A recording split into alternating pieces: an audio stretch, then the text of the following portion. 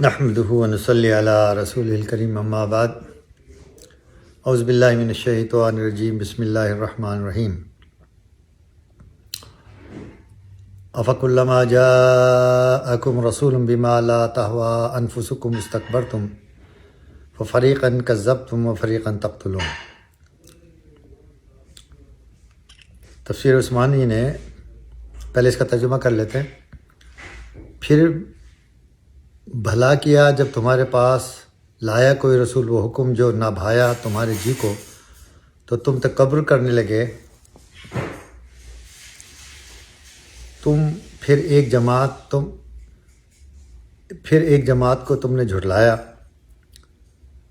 تفسیر عثمانی نے لکھا ہے کہ جیسے حضرت عیسیٰ علیہ السلام اور حضرت محمد علیہ السلام کو جھوٹا کہا، وہ فریقاً تقتلون، اور ایک جماعت کو تم نے قتل کر دیا،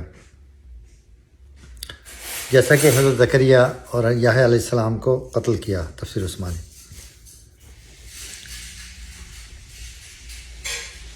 لبید بن عاصم یہودی نے حضور صلی اللہ علیہ وسلم پر جادو کیا تھا۔ امی جان عائشہ رضی اللہ تعالی عنہا سے روایت ہے کہ جناب رسول صلی اللہ علیہ وسلم پر کسی نے سحر کیا، حتیٰ کہ حضور صلی اللہ علیہ وسلم کی حالت ہو گئی تھی کہ آپ کو یہ خیال ہوتا تھا کہ فلاں کام کر لیا، حالانکہ وہ کام ہوا نہیں ہوتا تھا۔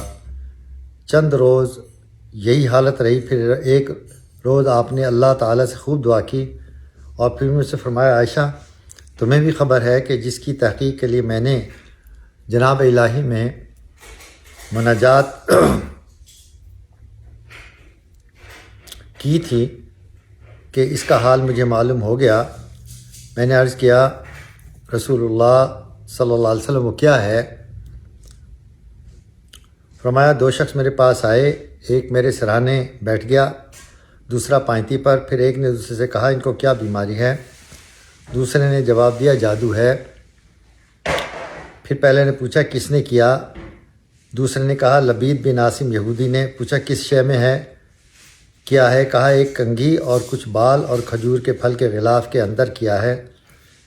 پھر پوچھا، یہ چیزیں سب کہاں ہیں؟ جاؤ ذرا ان کو لے کے آؤ۔ اس کے بعد جناب رسول اکرم صلی اللہ علیہ وسلم نے ایک جماعت صحابہ کی اس کنویں پہ تشریف لے گئے۔ حضور نے فرمایا، وہ کنواں یہی ہے جس کی صورت اور پانی مجھے دکھایا گیا ہے۔ تفسیر مظہری میں سے یہ بات نقل کی گئی۔ وقالوا قلوبنا غلف بل لعنهم اللہ بکفرہم فقلیلا ما یؤمنون، اور کہتے ہیں ہمارے دلوں پر غلاف ہے، بلکہ لعنت کی ہے اللہ نے ان کے کفر کے سبب، سو بہت کم ایمان لاتے ہیں۔ تفسیر عثمانی سے یہ تفسیر بیان کی جا رہی ہے۔ یہود اپنی تعریف میں کہتے تھے کہ ہمارے دل غلاف کے اندر محفوظ ہیں، بجز اپنے دین کے، کہ کسی کی بات ہم کو اثر نہیں کرتی، ہم کسی کی چاپلوسی، سحر بیانی یا کرشمے اور دھوکے کی وجہ سے ہرگز اس کی مطابقت نہیں کر سکتے۔ حق تعالیٰ نے فرمایا، بالکل جھوٹے ہیں، بلکہ ان کے کفر کے باعث اللہ نے ان کو ملعون اور اپنی رحمت سے دور کر دیا ہے، اس لیے کسی طرح دین حق کو نہیں مانتے اور بہت کم دولت ایمان سے مشرف ہوتے ہیں۔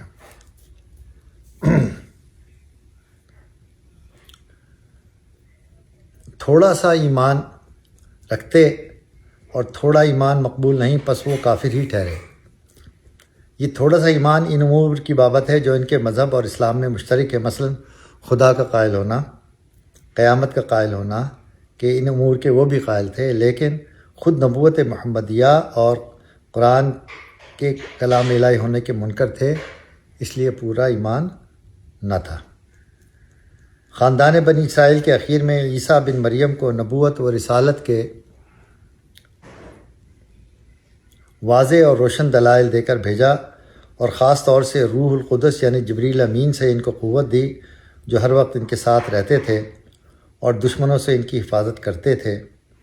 ولادت سے لے کر رفع الی السماء کے وقت تک جبریل آپ کے محافظ رہے۔ امام احمد رحمۃ اللہ علیہ نے سند جنید کے ساتھ ابو سعید خدری رضی اللہ تعالیٰ عنہ سے روایت کیا کہ رسول اللہ صلی اللہ علیہ وسلم نے ارشاد فرمایا کہ دل 4 قسم کے ہوتے ہیں۔ ایک دل تو وہ ہے کہ جو آئینے کی طرح شفاف ہے اور اس میں کوئی چراغ روشن ہے، اور ایک دل وہ ہے کہ جو غلاف میں بند ہے اور غلاف کا منہ تاگے یا رسی سے بندھا ہوا ہے، اور ایک دل الٹا اور اوندھا ہے، اور ایک دل وہ ہے کہ جس کے 2 صفحے یعنی 2 جانبیں ہیں، ایک سفید ہے اور ایک سیاہ۔ صاف و شفاف دل تو مومن کا ہے جس میں ایمان کا چراغ روشن ہے، اور غلاف میں بند کافر کا دل ہے، اور الٹا اور اوندھا منافق کا کہ جس نے حق کو پہچانا پھر اس کا انکار کیا۔ اور 2 رویہ دل وہ ہے کہ جس میں ایمان اور نفاق دونوں جمع ہیں، پس ایمان اس دل میں مثل سبزہ کے ہے کہ پاکیزہ پانی اس کو بڑھاتا ہے، اور اس کے دل میں نفاق مثل ناسور کے ہے کہ جو دم بدم پیپ اور خون کو بڑھاتا ہے۔ پس ان دونوں مادوں میں سے جون سا مادہ غالب آ جائے اسی کا اعتبار ہے۔ یہ تفسیر معرف القرآن مولانا ادریس کاملی رحمۃ اللہ علیہ کی تفسیر سے نقل کی گئی۔ اللہم نور قلوبنا بانوار طاعتک و معرفتک، آمین یا ارحم الراحمین۔ اللہ تعالیٰ ہمیں کلام پاک کو پڑھنے کی، اس کو سمجھنے کی اور اس پر عمل کرنے کی توفیق عطا فرمائے۔ وآخر دعوانا الحمدللہ رب العالمین۔ السلام علیکم ورحمۃ اللہ وبرکاتہ۔